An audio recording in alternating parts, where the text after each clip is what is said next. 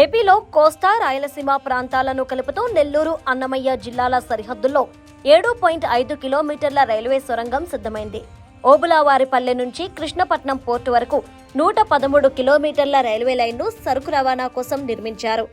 ఈ మార్గం కోసమే చిట్వేలి, రాపూరు మండలాల పరిధిలోని వెలుగొండ అడవుల్లో చెర్లోపల్లి వద్ద ఈ సొరంగం నిర్మించారు. దక్షిణ భారతదేశంలో అతిపెద్ద రైల్వే సొరంగం ఇదే. దేశంలో రెండోది. ఈ సొరంగం కట్టడానికి 470 కోట్లు ఖర్చు పెట్టారు.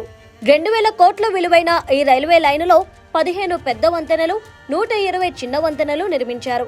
ప్రస్తుతం సరుకు రవాణా రైళ్లు నడుస్తుండగా త్వరలోనే ప్యాసింజర్ రైళ్లను కూడా తిప్పబోతున్నారు. వాస్తవానికి ఈ ప్రాజెక్టు ప్రతిపాదన మాజీ ఉపరాష్ట్రపతి వెంకయ్యనాయుడుదే. వాజ్పేయి ప్రధానమంత్రిగా ఉన్న సమయంలో 2002లో ఆయన దీన్ని ప్రతిపాదించారు.